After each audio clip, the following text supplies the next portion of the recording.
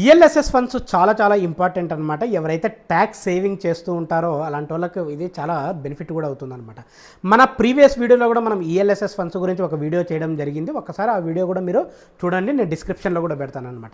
జనరల్గా ఈరోజు వీడియోలో కూడా మనము ఈఎల్ఎస్ఎస్ ఫండ్స్లో మన ట్యాక్స్ సేవింగ్ ఏ విధంగా చేసుకోవచ్చు అనే దానితో పాటు టాప్ 5 పర్ఫార్మెన్స్ వచ్చేసి మనకి ఈఎల్ఎస్ఎస్ ఫండ్స్ గురించి డిక్లేర్ చేస్తామన్నమాట. సో ఫ్రెండ్స్, ఈఎల్ఎస్ఎస్ అంటే equity linked saving schemes.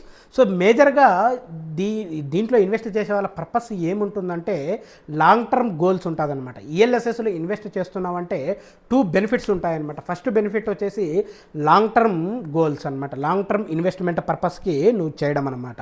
Second వచ్చేసి మనము ట్యాక్స్ సేవింగ్ అనమాట. ఈ ట్యాక్స్ సేవింగ్ అనేది మనము ఇన్కమ్ ట్యాక్స్ డిక్లరేషన్ చేసినప్పుడు 80Cలో సెక్షన్ 80Cలో మనము అప్ టు 1.5 lakhs వరకు మనము డిక్లేర్ చేసుకోవచ్చు అనమాట. సో ఈ ఈఎల్ఎస్ఎస్ ఫండ్స్ని మనం దాంట్లో డిక్లేర్ చేసుకోవడం వల్ల మనకి ట్యాక్స్ బెనిఫిట్ కూడా వస్తుందన్నమాట. తర్వాత వచ్చేసి ఈఎల్ఎస్ఎస్ ఫండ్స్లో మనకి లాకిన్ పీరియడ్ ఉంటుంది. లాకిన్ పీరియడ్ వచ్చేసి మనకు 3 years ఉంటుందన్నమాట. ఈ లాకిన్ పీరియడ్, ఈ 3 years మనము దీని నుండి విత్డ్రా చేసుకోవడానికి ఉండదన్నమాట.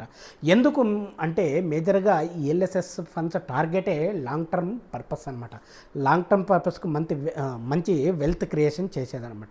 ఇవాల్టి వీడియోలో మనము ఇప్పటి వరకు అంటే నేను రికార్డ్ చేసే టయానికి సెప్టెంబర్ నాటికి టాప్ 5 ఈఎల్ఎస్ఎస్ ఫండ్స్ మనం ఒక్కసారి చూద్దాము. సో ఆ డీటెయిల్స్ కూడా మనకి స్క్రీన్లో కూడా మనకి కనపడతాయి అన్నమాట.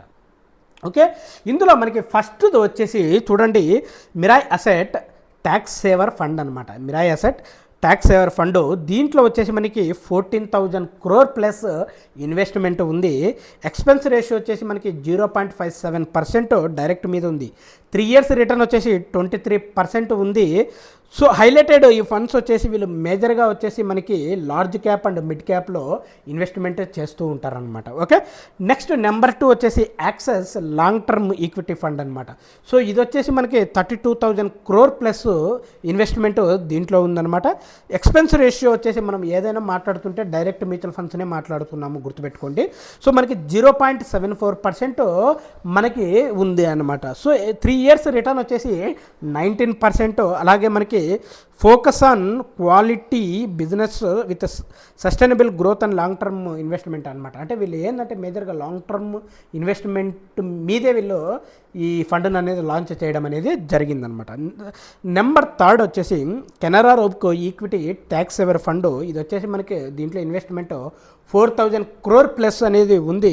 ఎక్స్పెన్స్ రేషియో వచ్చేసి మనకి 0.5% ప్లస్ అనేది ఉంది డైరెక్ట్ మ్యూచువల్ ఫండ్స్కి సంబంధించి. సో 3 years రిటర్న్ వచ్చేసి మనకి 22% ఉందన్నమాట. సేమ్ వీళ్ళు కూడా ఏంటంటే మనకి large cap with mixed mid cap ద్వారా చేయడం అనేది జరిగిందనమాట. నెక్స్ట్ నెంబర్ 4 వచ్చేసి మనకి కోటక్ ట్యాక్స్ సేవర్ ఫండ్. ఇది వచ్చేసి మనకి 3,000+ crores ఉంది. ఎక్స్పెన్స్ రేషియో వచ్చేసి మనకి 0.52% డైరెక్ట్ మీద ఉందన్నమాట. ఈ ఎక్స్పెన్స్ రేషియో అనేది మనకి ఒక మ్యూచువల్ ఫండ్స్ను ఏ విధంగా పర్ఫామ్ చేస్తుంది అనేది ఎక్స్పెన్స్ రేషియో బేస్ మీద కూడా మనకి చేయడం అనేది జరుగుతూ ఉంటుందన్నమాట. కాబట్టి ఎక్స్పెన్స్ రేషియో అనేది చాలా చాలా ఇంపార్టెంట్ మ్యూచువల్ ఫండ్స్లో, ఎప్పుడు గుర్తుపెట్టుకోండి అనమాట. సో ఈ ఎక్స్పెన్స్ రేషియో వచ్చేసి మనకి డైరెక్ట్కి తక్కువగాను రెగ్యులర్కి ఎక్కువగాను ఉంటుంది. ఎందుకు అంటే మనము ఒక వీడియో చేసామన్నమాట, డైరెక్ట్ వర్సెస్ రెగ్యులర్ అనేసి. దాంట్లో మనం క్లియర్గా డిస్కస్ చేయడం అనేది జరిగిందనమాట. తర్వాత వచ్చేసి మనకి వీళ్ళ ఫోకస్ వచ్చేసి మనకి సెక్టార్స్ వైజ్ ఎక్కువగా ఫోకస్ చేస్తున్నారనమాట.